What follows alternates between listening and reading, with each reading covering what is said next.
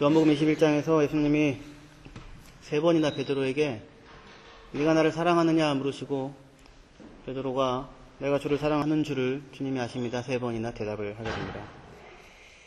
요한복음은 이 사랑에 대한 물음과 답으로 맞춰집니다.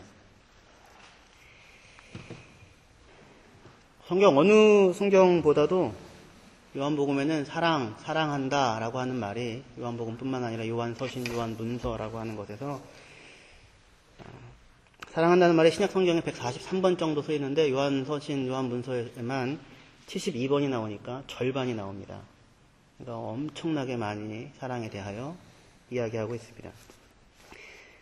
그런데 그 사랑이 그냥 이렇게 추상적인 형태로 설명이 되거나 규정이 되어지는 것이 아니라 이 요한복음이 끝나는 마지막 부분에서 예수님께서 베드로에게 네가 나를 사랑하니? 물으시고 베드로가 주님 그렇습니다. 제가 주님을 사랑합니다.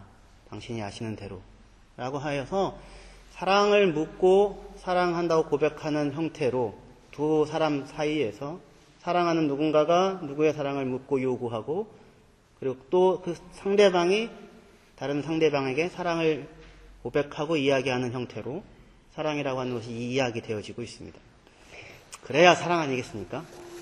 늘 얘기하지만 사랑이라고 하는 것은 추상적이고 개념적인 것이 아니라 구체적인 것이라고 했습니다. 누구를 사랑하는 것이 사랑이지 사랑을 사랑하는 건 사랑 아니고 사랑하는 자기를 사랑하는 것도 사랑 아니고 스스로 사랑하면서 자기가 혼자 사랑에 겨워하는 것도 기특해 하는 것도 사랑 아니고 그 사람을 사랑하는 것이 여러분들과 함께 살고 있는 그 사람을 사랑하는 것이 여러분 곁에 지금 앉아있는 그 사람을 사랑하는 것이 여러분들과 함께 지금 이 공동체로 주님이 묶어놓으신 이 사람을 사랑하는 것이 그것이 사랑이고 사랑의 현장이고 그리고 확인하고 요구되어지는 사랑이었습니다.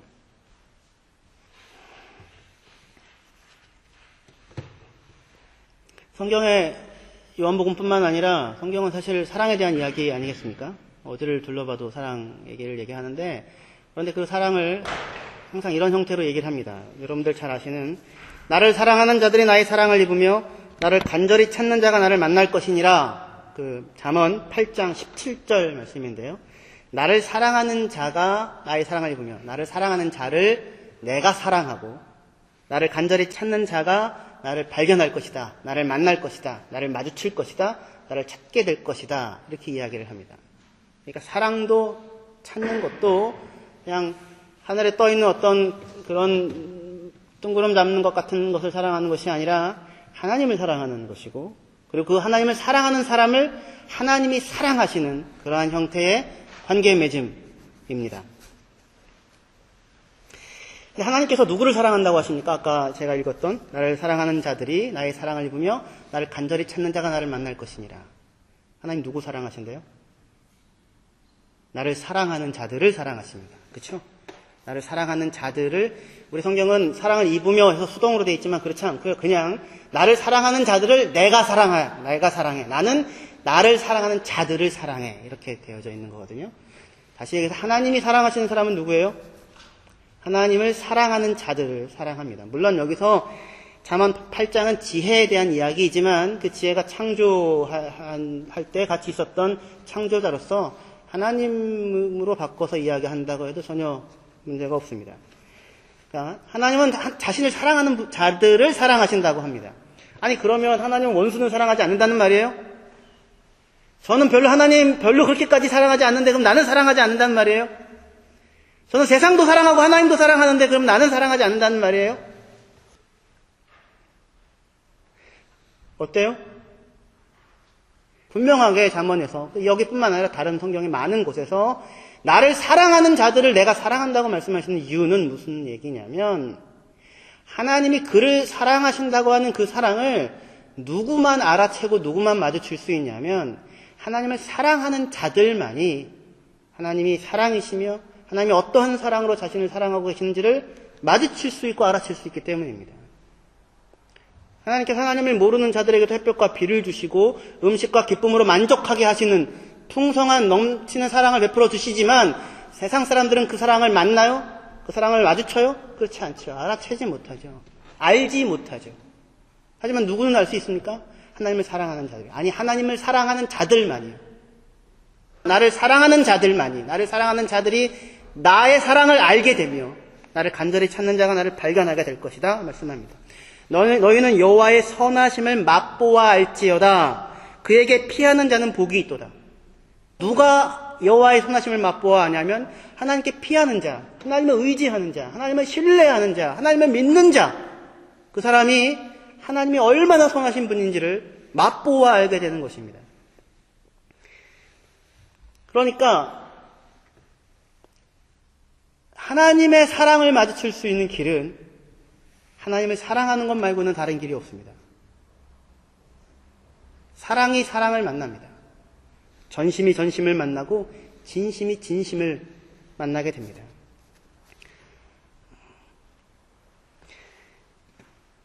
하나님께서 너희는 마음을 다하고 뜻을 다하고 힘을 다하여 주 너희 하나님을 사랑하라 라고 말씀하셨는데, 그렇게 우리에게 요구하시는, 사랑을 요구하시는 하나님 당신은 우리를 그렇게 사랑하신다고 하는 거죠.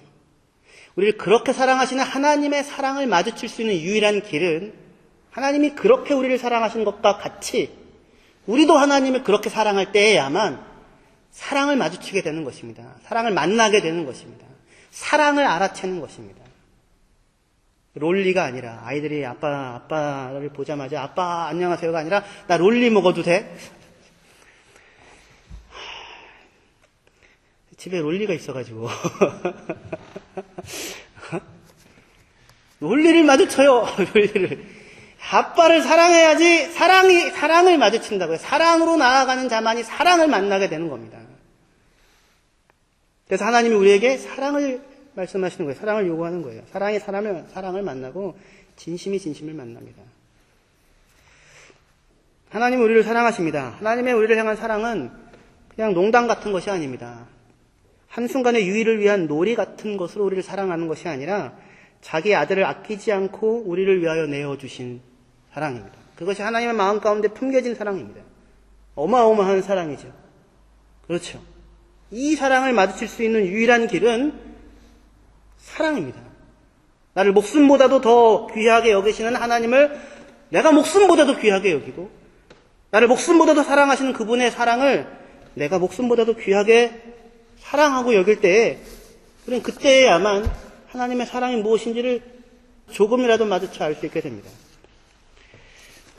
고린도전서 2장 9절에서 10절 보시면 기록된 바 하나님이 자기를 사랑하는 자들을 위하여 예비하신 모든 것은, 하나님이 자기를 사랑하는, 하나님이 사랑하는 자들이 아니라 하나님을 사랑하는 자들을 위하여 예비해 놓으신 것이 있는데, 그 모든 것은 눈으로 보지도 못하고 귀로 듣지 못하고 사람의 마음으로 생각하지 못하였다 한가 같으니라. 그러니까 하나님이 자기를 사랑하는 자들을 위하여 준비해 놓은 것이 엄청나게 모든 것이 있는데, 그거는 사람이 감히 들어보지도 못했고 생각해 보지도 못했고 상상도 해보지 못한 엄청난 겁니다.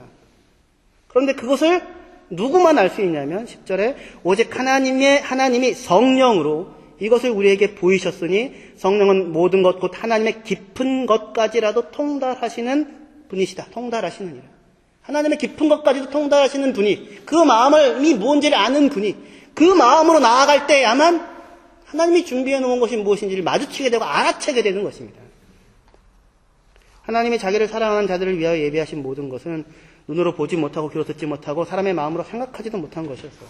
성령만이 그것이 무엇인지 우리에게 보이셨습니다. 성령을 통해 하나님의 깊은 사랑을 알게 된 사람들, 그래서 그들이, 그 사랑을 알게 된 자들이 하나님을 사랑하게 되고, 그리고 그렇게 하나님을 사랑하는 자들이 하나님이 예비해 놓으신 것이 무엇인지를 마주치게 된다는 것입니다. 세상을 사랑하는 사람들은요, 마주칠 수가 없는 거죠. 우리는 물론 예수를 믿어서 구원받습니다. 그렇죠? 하지만 예수를 믿는다는 말은 요한복음에서 본다, 안다, 기뻐한다, 함께 산다를 넘어서 결국 사랑한다라고 하는 대로 나아가게 됩니다. 하나님이 세상을 이처럼 사랑하사 독생자를 주셨으니 내가 너희를 사랑한 것과 같이 너희도 사랑하라 라고 하는, 사랑한다라고 하는 것으로 예수를 믿는다고 하는 것이 결국 나아가게 되는 것입니다. 고린도전서 16장 21절에 보시면 나 바울은 친필로 너에게 문안하노니 만일 누구든지 주를 사랑하지 아니하면 저주를 받을지어다. 우리 주여 오시옵소서. 이렇게 얘기합니다. 누구든지 주님을 사랑하지 않은 사람은 뭘 받는다고요? 저주를 받을지어다. 저주를 해버리고 있어요. 누구에게요? 하나님을 사랑하지 않는 사람들에게요. 이 기독교가 사랑의 종교가 아니었구나. 그게 그런 얘기가 아니고요. 주님을 나를 사랑하지 않아 저주를 받아. 그게 아니라 새삼스럽게 저주를 하는 것이 아니라 주님을 사랑하지 않는 사람은 사실은 이미 저주 아래에 놓여져 있는 것입니다. 아니, 주를 사랑하게 됐더니, 주의 사랑을 알게 됐더니, 주의 사랑을 아는 자가 되어 보니, 주의 사랑을 모르는 삶은, 그리고 주님을 사랑하지 않고 사는 삶은 저주 말고는 다른 말로는 표현할 수 없음을 확인하는 것입니다. 나를 사랑하는 자들이 나의 사랑을 입으며 나를 간절히 찾는 자가 나를 만날 것이다. 성경 어디에서나 만날 수 있습니다. 사무엘상에서도 엘리의 이야기에서 엘리의 아들들은 행실이 나빠서 여호와를 알지 못했다고 합니다. 여호와를 몰랐다고요. 아니, 몰랐습니까? 제사장들이요? 그게 아니라 모르는 겁니다. 왜 몰랐을까요? 하나님을 중요하게 생각하지 않으니까요. 하나님을 사랑하지 않으니까요. 하나님을 알 수가 없는 겁니다. 그래서 이 사람들이 어떻게 되면 행실이 나빴다고 되어 있는데, 행실이 나쁘다는 말은 벨리알의 아들이다라는 말입니다. 엘리의 아들들은 벨리알의 아들들이야, 이렇게 되어 있어요. 근데 벨리알이라는 말은 기본적인 의미는 쓸데없는 사람들, 쓸모없는, 아무짝에도 쓸모없는 사람 것들이에요. 엘리의 아들들은 아무 것에도 쓸모가 없는 자의 아들들, 그런 사람이었다는 겁니다. 누가요? 여호와를 모르는 사람이에요. 여호와를 알지 못하는 사람들. 저주 가운데 있는 거죠. 그런 의미에서. 새삼스럽게 저주를 받는 게 아니라. 이들이 행실이 약했는데, 그럼에도 불구하고 엘리가 그 아들들을 제대로 꾸짖지를 않지요. 그리고 이게 지금 얼마나 심각한 일인지를 나타내지 않지요. 그래서 내가 어찌하여 내 아들들을 나보다 더 중요하게 여기느냐. 이런 일 많습니다.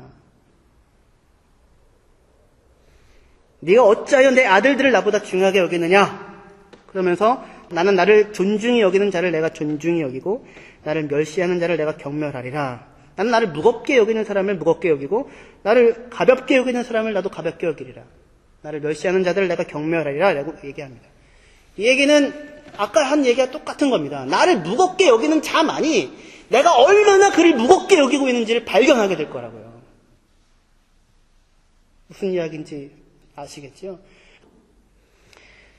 신명기 6장 4절에 그 유명한 쉐마 이스라엘아 들으라 이스라엘아 말이 나오죠.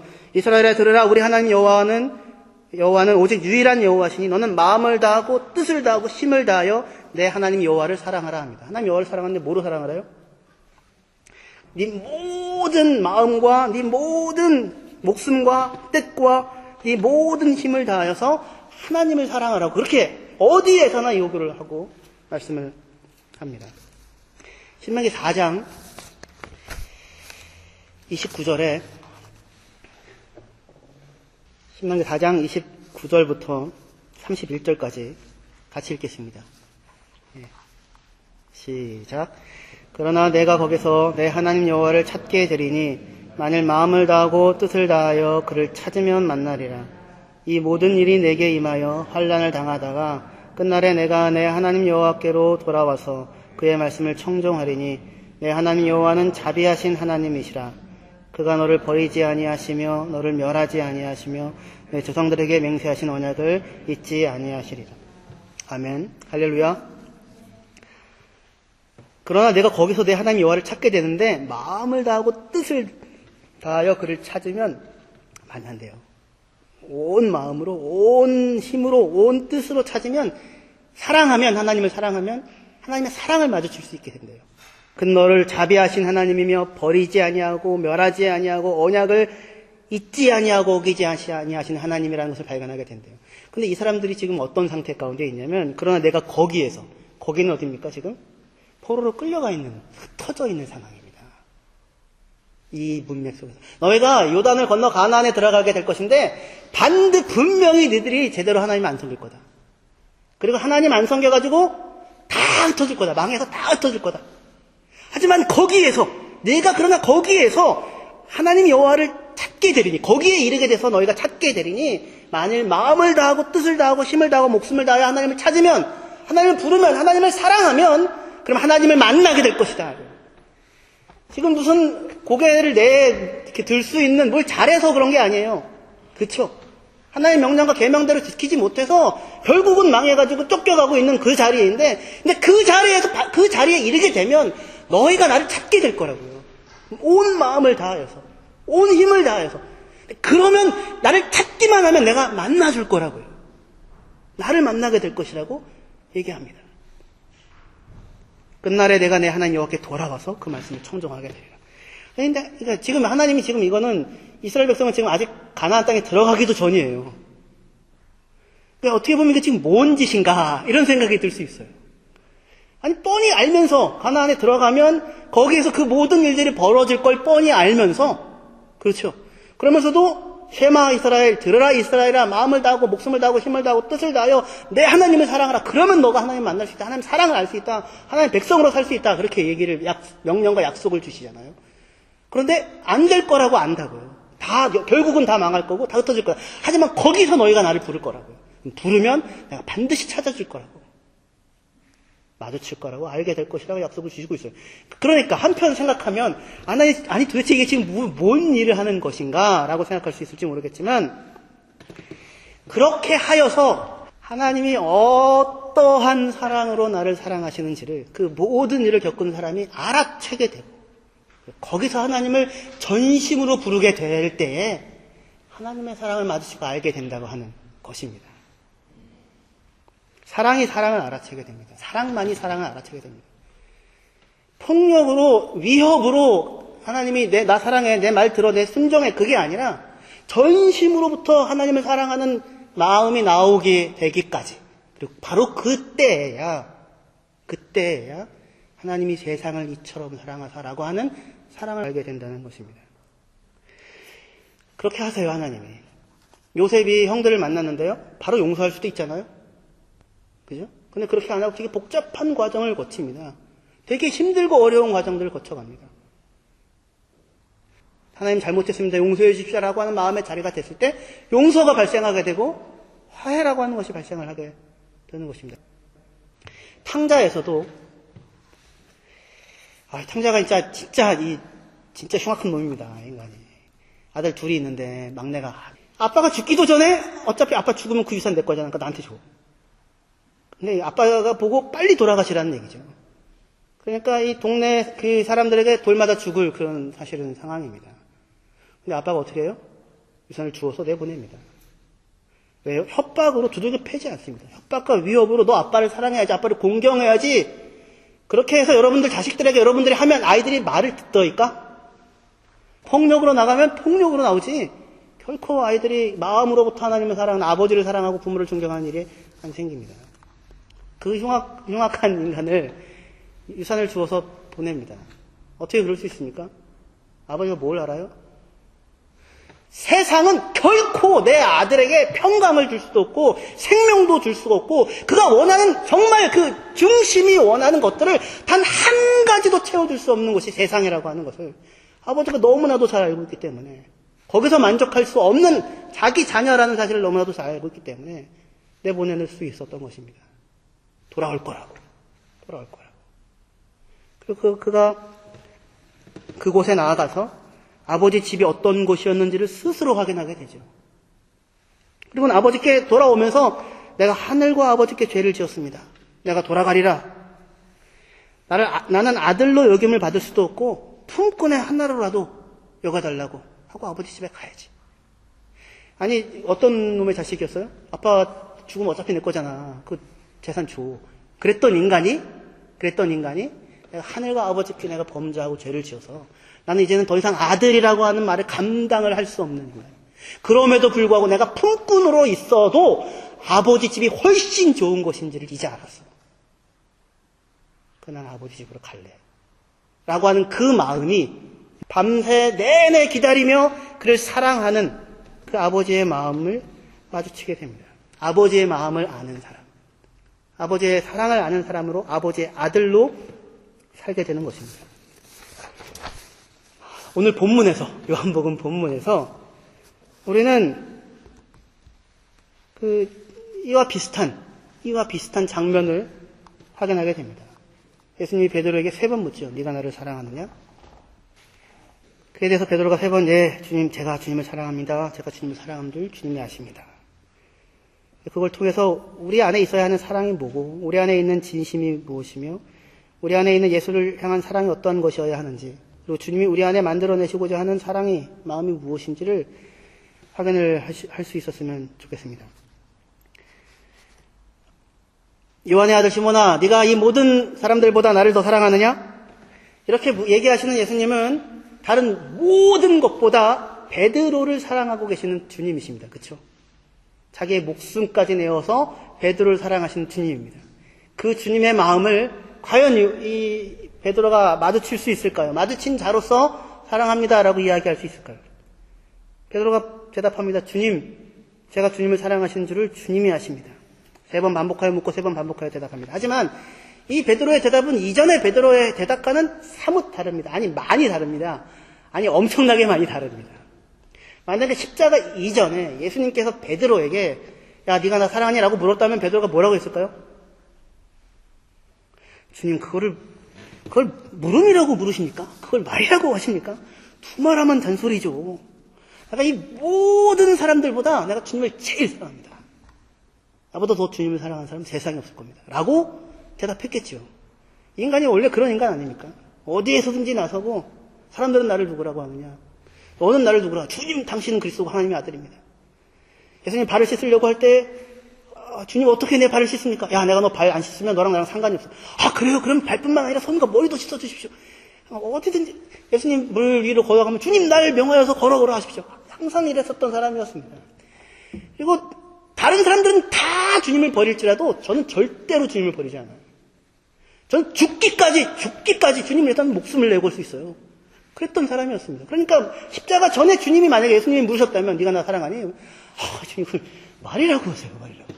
이 사람들보다 내가 제일 사랑하죠. 그렇게 얘기를 했었을 것입니다. 그렇죠. 제가 고등학교 3학년 때 자율학습 때문에 주일날도 학교 나와서 자율학습을 하라는 거예요. 주일날도. 저랑 이제 우리 반에 2명이 있었습니다. 저랑 친구랑 2명이. 우리는 주일날은 예배드립니다. 우리는 자율학습 안 합니다. 너희 목사 될 거야? 아니요. 너 목사 아들이야? 아니요. 그럼 뭐 하는 짓이야? 그랬더니 제 친구가 옆에 있는 친구가 그러더라고요. 저는 예수님을 사랑하거든요. 그 얘기를 듣고 제 경쟁심이 또 가만히 있을 수 있겠습니까? 얘가 사랑하면 저는 100배는 사랑합니다. 그러면서 막 그냥 부풀어 올라가지고 하여튼 뭐 아무것도 모르고 있을 때죠. 뭘. 그 뒤에 어떻게 제가 살아왔는지를 제가 미리 알았다면 아마 절대로 그렇게 얘기할 수가 없었을 것입니다. 이전에 베드로가 그랬죠. 이전에 베드로가. 십자가 이전이었다면. 근데 지금은 그 상황이 아니죠. 십자가에서 예수님 눈앞에서 베드로가 예수를 3번 부인하고 저주하면서 모른다고 부인했던 사람이었습니다. 그런데 주님이 와서 너 나 사랑하니라고 하는데 그런데도 불구하고 뭐라고 대답해요? 예, 주님, 제가 주님 사랑합니다. 제가 주님 사랑하는 거 아시잖아요. 3번 대답을 합니다. 이전과 같은 혈기왕성한 대답이 아니었고 어떻게 보면 되게 위축되고 주눅 들어있는, 그런데 그렇게 밖에 말고는 다르게는 말할 수 없는 사람이 말하는 형태의 고백이었습니다. 그런데 이 고백을 들으시고 주님이 뭐라고 해요? 나를 따라오너라. 처음에 주님 제자로 부르셨을 때의 부름을 똑같이 다시 불러주시고 내 양을 먹어라. 내 양을 치라. 내 양을 먹어라. 자기의 핏값을 주고 사신 그 생명보다 귀한 한 영혼들을 그 베드로에게 맡기시는 말씀을 하시고 있습니다. 도대체 이 뭐길래 베드로의 대답 속에, 예수님과 베드로의 대화 속에 오고 갔던 것이 무엇이었길래 어떻게 주님이 이런 말씀을 하실 수 있었을까요? 베드로는 지금 고기를 잡으러 갑니다. 다른 6명의 제자들도 따라간대요. 근데 생각해 보십시오. 지금 베드로는 부활하신 예수님을 만났어요, 안 만났어요? 만났죠. 지금 3번째입니다. 3번째. 요한복음에서만 3번째예요. 그럼 와, 예수님 십자가에 죽고 끝이 아니구나, 부활했구나, 할렐루야, 와, 이래야 되는데, 그죠? 그래야 마땅해 보이는데 요한복음에서는 내내 제자들이 아무 말이 없습니다. 말이. 그 지금 하는 말이 나 고기 잡으러 갈래. 그때 제자들 6명서 쫄래쫄래 그래 우리도 갈래. 애들이 좀 이상해요. 부활한 예수님을 만난 사람들 같아 보이지가 않죠. 왜 그랬을까요? 왜 부활한 주님이 기쁨이 아니었을까요?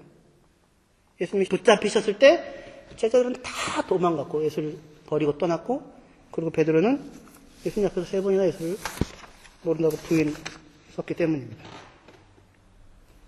그러니까 다시 얘기해서 스스로 생각할 때 도저히 예수님의 제자라고 스스로 생각할 수가 없는 겁니다. 그렇게 각오하고 맹세하고 의지를 다졌는데 여종의 말 한마디에, 불 쬐는 사람의 물음에 마음이 흔들렸고 마침내 저주하며 맹세하며 예수를 부인했었습니다. 상상도 할 수 없는 모습으로 주님이 있는 거예요. 침뱉음을 당하고 채찍질을 당하고 매를 맞고, 비록 예수님이 여러 번 이미 그런 것에 대해서 예언을 했었음에도 불구하고 예수님 편에 설 수가 없었습니다. 제자들이, 베드로가 예수를 모른다고 합니다. 그리고 모른다고 하는 게 그냥 모른다고 하는 것이 아니라 요한복음에서는 여종이 베드로에게 말하되 너도 이 사람의 제자가 아니냐, 이 사람의 제자 중 하나가 아니냐. 아니야, 난 아니야. 두 번째 사람도 너도 그의 제자 중 하나가 아니냐, 너도 그의 제자가 아니냐. 난 그의 제자가 아니야. 너도 그와 함께 있었던 사람 아니냐. 나는 아니야. 스스로 뭘 부인해요? 자기는 예수의 제자가 아니라고 부인을 합니다. 자기의 존재를 지웁니다. 자기의 정체성이 사라져버리고 맙니다. 그러니까 방향이 없는 겁니다. 부활한 예수님을 만났는데도. 지금 고기 잡으러 가는데 아무것도 못 잡았죠. 고기를 잡고자 던졌겠습니까? 일종의 헛구물질이죠. 수많은 말들이 차오르는데 말들이 나아갈 길도 없고 방향도 없었던 것입니다. 너도 이 사람의 제자가 아니냐? 나는 그 사람의 제자가 아니다. 그러니까 무슨 낯이 있어서 예수의 제자라고 다 버리고 그를 따랐다고. 베드로가 예전에 그랬잖아요. 주님, 저는 다 버리고 주님을 쫓았습니다. 그러니 무슨 상이 있겠습니까? 그 말도 이제는 할 수가 없는 겁니다. 그리고 이제 부활한 예수를 만났다고 예수의 제자가 돼야 돼! 라고 무슨 낯이 있어서 제자를 삼는 제자가 될 수 있겠습니까? 그때 새벽녘 해안가에 한 사람이 서 있었습니다. 그가 부릅니다. 얘들아, 먹을 고기가 있느냐? 없습니다. 그러면 배 오른쪽에 그물을 던져라. 엄청나게 많은 물고기들이 잡힙니다. 그때 요한이 베드로에게 말합니다. 주님이야. 그 말에 어떻게 해요, 베드로가? 몸을 던집니다. 바닷속으로. 지금 거리는 한 90m쯤 되어져 있는 상황입니다. 베드로야 수영이나 이게 문제가 되는 건 아니니까 주님이야. 근데 말을 듣자마자 베드로가 바닷속에 몸을 던집니다. 베드로가 만약에 물고기가 중요했다면 이렇게 엄청나게 153마리 크고 엄청난 물고기의 어획 기적이잖아요. 그럼 뭐 하고 있었겠어요? 주님이야 라고 하는 말 들었을 때도 여기에서 지금 베드로의 마음을 채우고 있었던 것이 무엇이었는지가 확인이 됩니다. 베드로의 마음을 채우고 있었던 것이 미래에 대한 불안이나 물고기를 잡는 물고기가 그의 마음을 채우고 있었던 것이 아니라 예수님이 자기의 마음을 채우고 있었던 겁니다. 그래서 예수님이야, 주님이야 라고 하는 그 말 한마디에 몸을 바다에 던져서 주님께 갑니다. 숯불이 피워져 있고 떡과 물고기가 놓여져 있습니다. 예수님이 말합니다. 야, 너 금방 잡아온 물고기 좀 갖고 와라. 베드로가 어떻게 해요? 다시 바다로 들어가서 그물이 다 끌어올려져, 땅 위까지 끌어올려져 있었던 상황이 아니거든요. 그가 갑니다. 동사가 탄수예요. 그가 가서 그가 그물을 땅 위로 끌어올려서 물고기를 가지고 와서 주님께 줍니다. 주님이야 라고 하는 한마디 말에 바다에 뛰어들어서 예수께 갖고, 예수께서 야, 잡아온 물고기 좀 갖고 와 라고 하는 그 한마디에 다시 돌아가서 그 그물을 끌어올려서 물고기를 끄집어가지고 주님께 주는, 베드로의 지금 마음간에 온통 뭐가 채워져 있는 거예요? 예수님이 채워져 있는 겁니다. 다시 그냥 어부로 돌아갔을 뿐이에요. 어부라는 게 낯선 직업 아니에요. 처음 해본 직업 아니에요. 어부로 잔뼈가 굵었던 사람이에요. 어부로 먹고 사는데 문제가 없는 사람이에요. 그런데 밤새 그물을 던졌지만 사실은 고기를 잡으려고 던졌던 것이 아니었어요. 마음속을 온통 채우고 있었던 것은 사실은 예수님이었다고요. 그를 부인했던 자기의 모습이었고, 아마 수십 번, 수백 번, 수천 번 그 장면을 다시 떠올렸을 것이고, 그 말을 다시 회상했을 것이고, 내가 어찌하여 그렇게 했는가를 생각했을 것이고, 마주쳤던 주님의 눈빛을 생각했을 것이고, 그리고 그 디베랴 바다가 어떤 바다입니까? 예수님과 무수한 추억과 무수한 일들이 있었던 그곳이잖아요. 그러니 고기를 잡으면서 고기를 잡는 것이 아니라 마음속에 온통 차오르는 말들은 주님에 대한 것이었을 겁니다.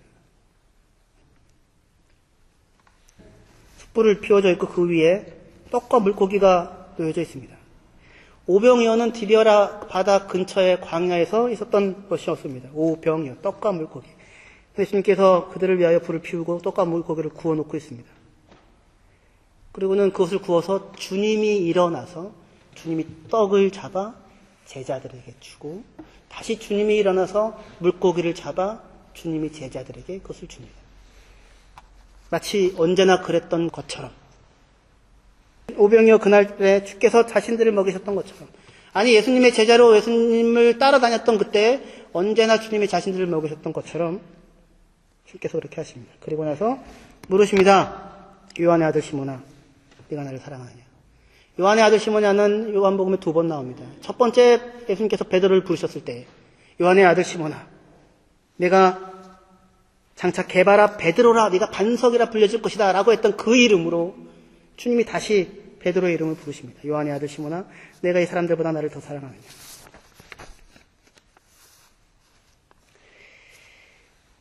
베드로가 대답합니다. 주님, 내가 주님을 사랑하는 줄 주님이 아십니다. 베드로는 2가지 절망을 마주칩니다. 하나는 무엇이냐면, 자신으로서는 도저히 예수님을 따라갈 수 있는 사람이 아니라는 사실에 대한 절망에 마주칩니다. 그렇게 자신이 있고 그렇게 당당하게 말했던 결심을 이제는 다시는 말할 수가 없습니다. 도저히 나의 능력과 나의 결심과 나의 각오와 나의 힘으로는 예수를 따라갈 수 있다고 말할 수 없습니다.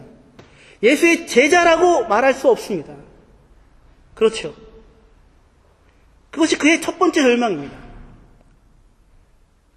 그렇게 각오해. 다른 사람 다 버릴지라도 저는 주님을 버리지 않겠어요. 저는 주님을 위해서 목숨을 내걸 수 있어요. 라고 하는 그 베드로의 말은 진심이었어요? 진심이 아니었어요? 진심이었죠. 진심이었다고요. 진심이 있었는데도 그것을 지켜낼 수가 없었다고요. 각오하고 결심하고 사랑했는데, 진짜 사랑했는데, 근데 그것을 지켜낼 수가 없었다고요. 너 예수의 제자지? 아니야, 난 아니야. 너 그와 함께 있었던 그의 제자지? 난 아니야, 난 그의 제자 아니야. 자기는 도저히 예수가 부활했음에도 불구하고 다시 그의 제자라고, 그를 따라갈 수 있는 제자라고 얘기할 수가 없었던 것입니다. 자기의 힘으로, 자기의 능력으로, 자기의 결심으로, 자기의 각오로, 자기의 진심으로는 도대체 그의 제자라고 할 수 없는 사람이 자기라고 하는 자기에 대한 깊은 절망에 마주치게 되고 확인하게 됩니다.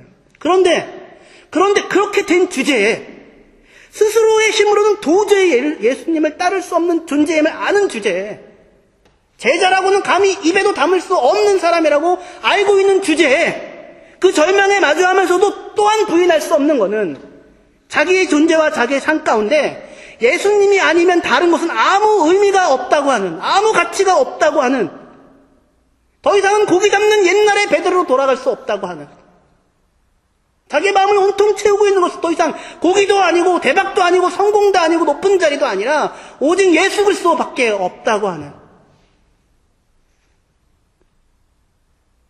그 어떤 다른 이름도 예수님 말고는 생명도 가치도 의미도 소망도 되지 않는다고 하는 것을 아는 그 절망이, 그런 사람이 되어버렸다고 하는, 도저히 이것이 떠나가지 아니한다고 하는. 그래서 이제는 예수를 떠나서는 더 이상 고기를 잡아도 만선이 되어도 그것이 자신을 만족시킬 수도 없고 기쁘게 할 수도 없게 된 사람이 자기라고 하는 사실을 확인하게 된 사람입니다. 이제는 예수가 없다면, 예수를 떠나서라면 어떠한 일도 의미가 없으며 할 수 없는 사람이 되어버렸다고 하는 것입니다. 바로 이 자리가 예수께서 3년간 제자들을 데리고 돌아다니시면서 십자가와 부활을 통하여서 도달시킨 자리이고, 이 자리야말로 우리들이 도달해야 되는 자리인 것입니다. 사랑이 사랑을 만나고 진심이 진심을 만나고 전심이 전심을 만납니다. 예수님의 사랑과 예수의 진심과 예수의 전심에 비한다면 자신들의 사랑과 자신들의 진심과 전심은 정말 아무것도 아닌 것이었습니다. 분명 자신의 진심이었습니다. 다른 사람은 다 버려도 저는 버리지 않겠습니다. 거짓이 아니었습니다. 그러나 그것을 지켜낼 수 없었습니다. 그런 자신에 대해서 절망하지 않을 수가 없습니다. 하지만 또 하나, 예수가 아니라면 이제는 그 어떠한 것도 자신에게 의미가 없으며 소망이 아니며 생명이 아니며 아무것도 아니라고 하는 사실, 그런 사람이 되었다고 하는 사실 또한 알게 됩니다. 그러한 사람으로서 베드로가 말합니다. 예, 그렇습니다, 주님. 당신은 모든 것을 아시지 않습니까? 제가 제 맹세를 지켜낼 수 없는 사람이라는 것을 아시지 않습니까? 제 결심과 노력으로 당신을 결코 따라갈 수 없는 사람인 것을 다 아시지 않습니까? 그럼에도 불구하고 그렇게 된 주제에, 그거밖에 안 되는 인간인 주제에 나는 이제는 더 이상은 옛날처럼은 고기 잡으며 살 수가 없고 이제는 더 이상은 성공과 성취와 대박이 나의 인생의 좌표가 아니며 예수님 말고는 그 어떤 것도 나의 소망이 아니고 의미가 아니라고 하는 것이 알아버린 사람이 되었습니다. 그러니 어떻게 내가 당신을 사랑한다고 말하지 않을 수 있겠습니까? 주님은 우리 모두를 바로 이 자리에 세웁니다. 인생은 자신이 다만 흙일 뿐이며 하나님이 아니고는 어떠한 선한 것도 나오지 아니하는 존재라고 하는 절망과 죄인이라고 하는 절망과 동시에 그런 나를 진심으로 전심으로 사랑하시며 찾아와 십자가를 지시고 나를 구속하셔서 생명을 주시는 하나님의 사랑, 그 하나님의 사랑을 마주치고 알게 된 자로 이제는 그 사랑이 아니면 살 수 없고 그 사랑을 떠나서는 살 수 없는 존재가 되었다고 하는, 그분을 사랑하지 아니하면 그것은 저주 가운데 있는 것이라고 하는 것을 아는, 이미 그런 존재가 되었다고 하는 또 다른 의미의 절망 속에 자신을 세워 하나님의 전심에 나의 전심으로 반응하며 살아가는 것을 배우는 것이 우리의 인생입니다. 예수님이 이렇게 말합니다. 아버지께서 나를 사랑하신 것 같이 나도 너희를 사랑하였으니 나의 사랑 안에 거하라. 그것이 베드로가 발견했던 자기의 자리와 자기의 모습이었습니다. 기도하시겠습니다.